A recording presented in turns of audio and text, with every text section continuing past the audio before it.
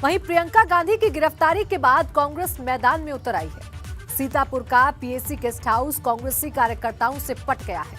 कांग्रेस की सिर्फ एक मांग है कि जब आरोपी बाहर हैं तो प्रियंका पुलिस की कैद में अंदर क्यों।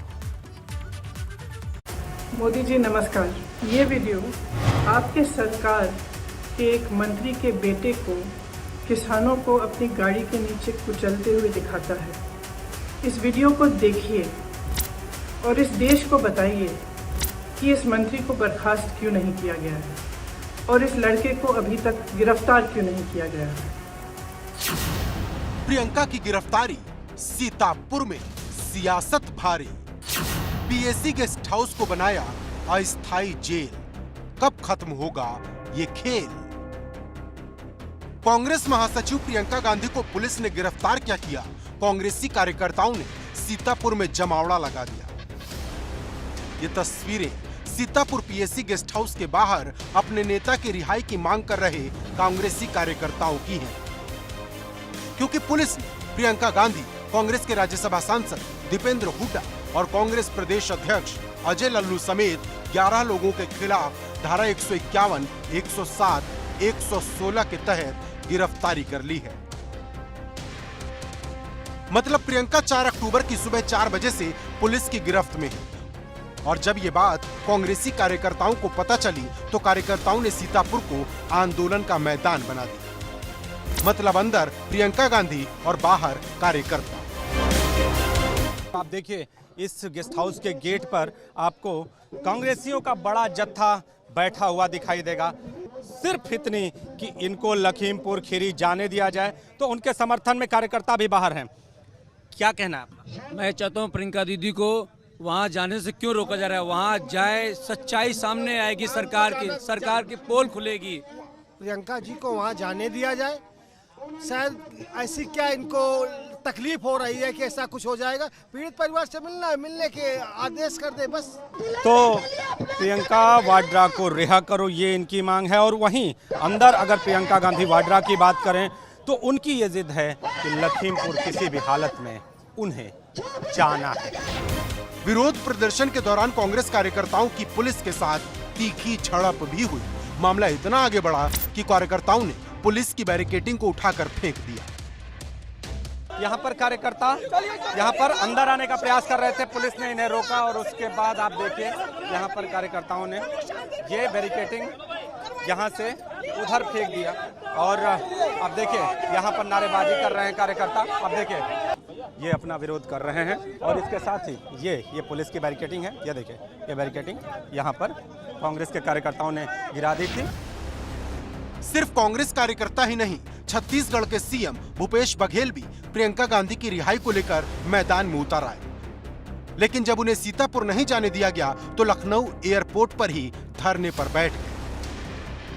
जो लोग पीड़ित पक्ष के लोगों के आंसू पोंछना चाहते हैं, जो वहाँ न्याय की बात करने चाहते हैं, तो ऐसे में हमारे राष्ट्रीय महामंत्री प्रियंका गांधी जी को गिरफ्तार कर लिया जाता है, कांग्रेस के नेताओं को गिरफ्तार कर लिया जाता है।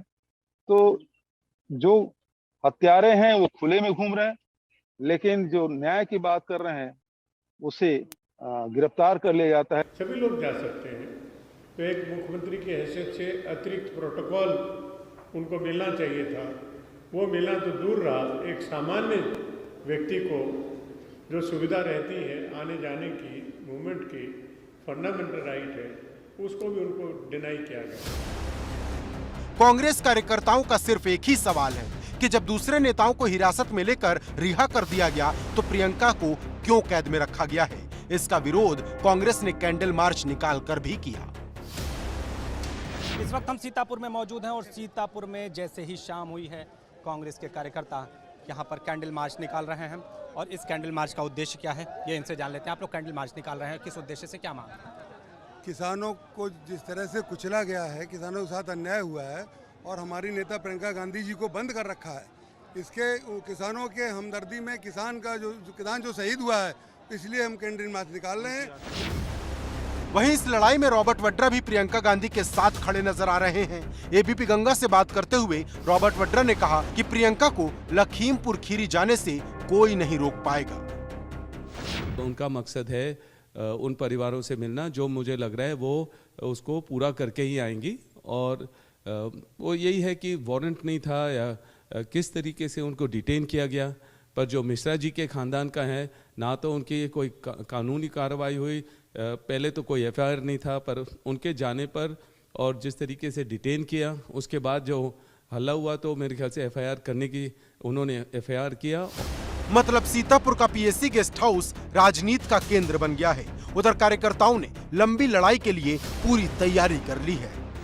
सिर्फ और सिर्फ एक ही नारा गूंज रहा है कि प्रियंका तुम संघर्ष करो, हम तुम्हारे साथ हैं। और उस संघर्ष के जो साथ में रहने वाले लोग हैं उनको खाने पीने की कोई दिक्कत ना हो, तो उसके लिए ये इंतज़ाम किए गए हैं। ये देखिए, ये पूड़ी बनाई जा रही है, इसके साथ ही सब्जी। हम अपने कैमरा पर्सन से कहेंगे कि ज़रा सब्जी की भी तस्वीरें दिखा दें कि सब्जी भी बनाई गई है यहाँ पर। अब देखिए, ये सब्जी बनाई गई है और इस सब्जी के साथ आगे का भी मेन्यू तैयार है, ताकि अगर मांगे नहीं मानी गई तो धरना आगे भी बढ़ेगा। लेकिन सवाल बड़ा है कि क्या नेताओं को गिरफ्तार कर लखीमपुर हिंसा का इंसाफ होगा या फिर उन आरोपियों को गिरफ्तार होगा जो अभी भी फरार है। सीतापुर से नीतीश कुमार पांडे के साथ ब्यूरो रिपोर्ट, एबीपी गंगा।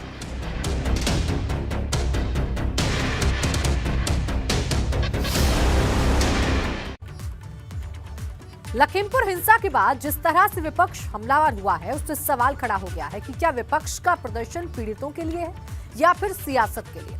क्योंकि समझौते के बाद मृतक किसानों के परिजनों ने जिस तरह से अंतिम संस्कार करने से मना किया, उससे एक सवाल तो खड़ा हो गया कि समझौता तो हुआ जरूर है, लेकिन मृतक के परिजनों को ये दिल से मंजूर नहीं।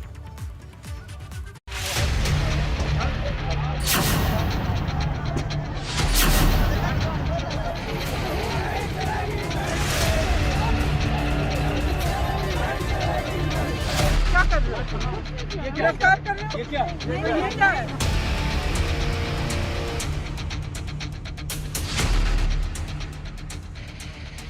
लखीमपुर खीरी की घटना को विपक्ष ने अपना हथियार बना लिया है, या यूं कहें कि चुनाव से पहले विपक्ष को लखीमपुर की हिंसा ने संजीवनी दे दी है, क्योंकि जिस तरह से समूचा विपक्ष लामबंद है उतना कभी नहीं हुआ। अब ये चुनावी मौसम का असर है या फिर वाकई विपक्ष को पीड़ितों की चिंता है, क्योंकि विपक्ष की एकजुटता कहीं ना कहीं सरकार के लिए भी चिंता है, बल्कि डबल चिंता है, एक विपक्ष की तरफ से दूसरे किसानों की तरफ से। क्योंकि समझौते के बाद मृतक किसानों के परिजनों ने जिस तरह से अंतिम संस्कार करने से मना किया, उससे एक सवाल तो खड़ा ही हो गया कि समझौता जरूर हुआ, लेकिन मृतक के परिजनों को यह दिल से मंजूर नहीं।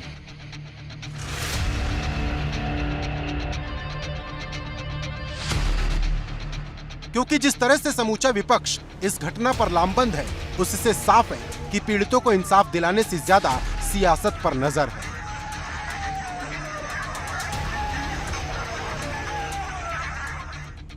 हालांकि बाद में प्रशासन के समझाने पर मृतक किसानों का अंतिम संस्कार हुआ, लेकिन नाराजगी बताती है कि इस हिंसा की आग अभी बुझी नहीं है।